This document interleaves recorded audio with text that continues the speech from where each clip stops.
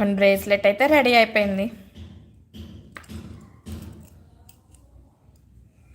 ఇప్పుడు పెట్టుకొని చూపిస్తాను.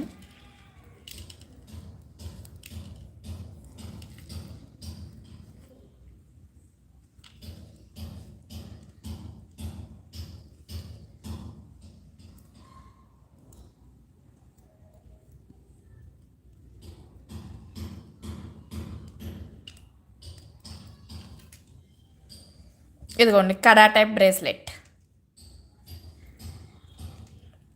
కొంచెం మనకి గేర్ వైర్ ఫ్లెక్సిబుల్గా ఉండిద్ది కాబట్టి ఇది కొంచెం ఫ్లెక్సిబుల్గా ఉండిద్ది. కట్టుతీగ కొంచెం స్టిఫ్గా ఉంటుంది కాబట్టి బ్రేస్లెట్ కొంచెం స్టిఫ్గా ఉంటుంది.